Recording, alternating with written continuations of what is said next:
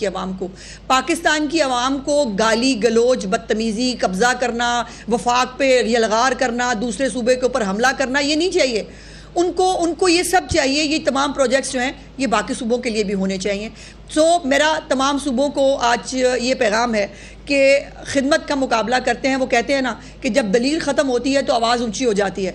जब आपके पास बात करने को नहीं होती फिर आपके पास गाली रह जाती है, फिर आपके पास बदतमीज़ी और फहश जुमले रह जाते हैं।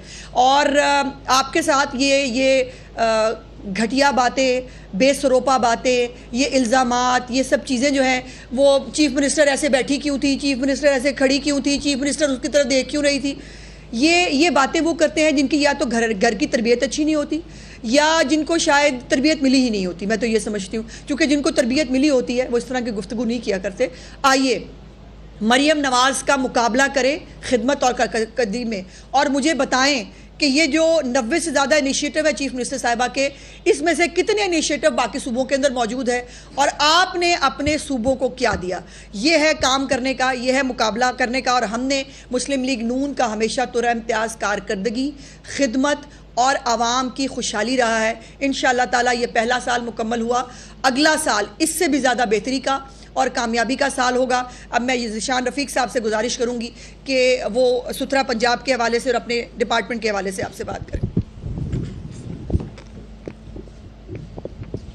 बिस्मिल्लाहिर्रहमानिर्रहीम। बहुत शुक्रिया। मैं सबसे पहले तो तमाम मीडिया के नुमाइंदों का शुक्रिया अदा करना चाहता हूँ कि आप सब ने आज ये मौका दिया कि हम वज़ीर आला पंजाब मरियम नवाज़ शरीफ साहबा का एक, जिस तरह मिस्टर इन्फॉर्मेशन ने बात की है कि बहुत सारे अवामी फलाह के मंसूबे हैं, उसी तरह का एक उनका एक फ्लैगशिप प्रोजेक्ट है सुथरा पंजाब। थोड़े से हक़ाइक़ उसके हवाले से भी आपके सामने रखें। और मैं समझता हूँ कि सुथरा पंजाब वज़ीर आला पंजाब का एक ऐसा इनिशिएटिव है जो CM पंजाब ने अपने उस ओहदे का हलफ उठाते ही लोगों से ये वादा किया था कि हम आपके गली मोहल्लों और शहरों देहातों की सफाई के साथ साथ लोगों को एक रोज़गार भी जो है ना प्रोवाइड करेंगे। और आप ये देखें कि एक तरफ वो लोग जो बड़े बड़े बुलंदोबाग दावे करते थे कि हम 1 करोड़ नौकरियां देंगे, और आज पूरे पाकिस्तान में बाकी तमाम जो सूबाई हुकूमतें हैं उनको भी सामने रख लें, आपको सिर्फ मरियम नवाज़ शरीफ साहबा की हुकूमत नज़र आती है जो लोगों को रोज़गार भी फराहम कर रही है और पाकिस्तान मुस्लिम लीग नून का जो खिदमत का एक सफ़र है हमेशा से रहा है उसको आगे अगली बुलंदियों तक लेके जा रही हैं। तो मैं सुथरा पंजाब की तरफ आने से पहले थोड़ा सा मैं ज़रा बताता जाऊँ कि जब इस प्रोग्राम का आगाज़ किया गया था तो CM पंजाब ने ये टास्क हमें ये दिया कि तमाम शहरों और देहातों का एक यकसा निज़ाम होना चाहिए।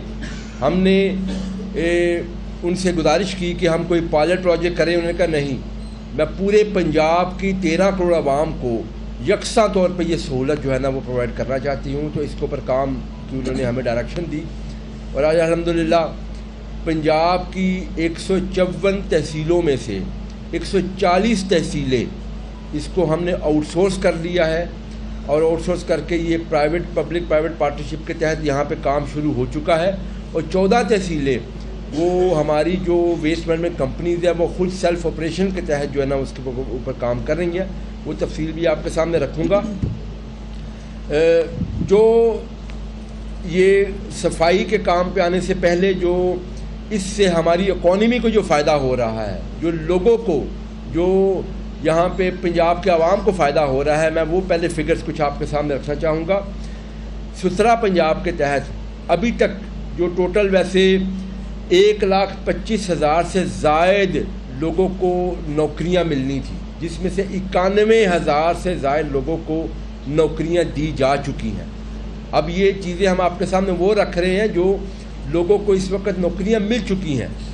और आप ये देखें कि इसके अलावा जो बहुत सारी हमारी इस इंडस्ट्री के साथ जुड़ी हुई एलाइड इंडस्ट्रीज थी, उसके ज़रिए लाखों ख़ानदानों को रोज़गार जो ऑलरेडी मिल चुका है वो भी फिगर्स आपके सामने मैं रखना चाहूँगा।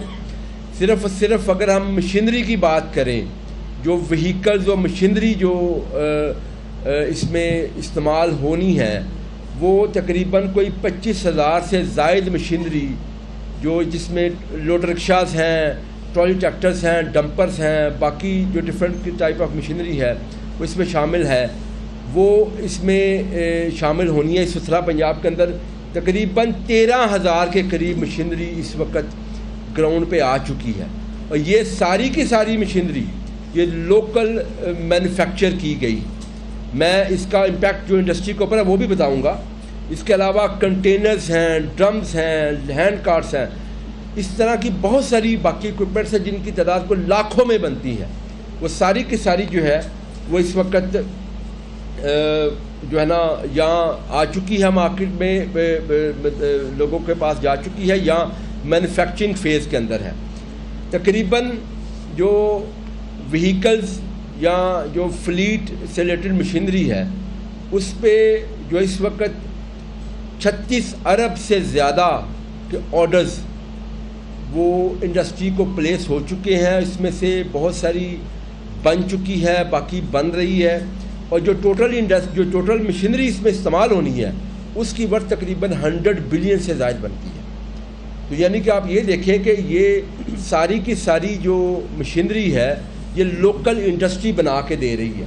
इसके अलावा हमारी टेक्सटाइल इंडस्ट्री ये इससे फ़ायदा हो रहा है क्योंकि जो यूनिफॉर्म्स हैं वो तकरीबन हर साल 1 बिलियन से ज़ायद जो टेक्सटाइल इंडस्ट्री जो है ना उसको इसका बिज़नेस मिला करेगा।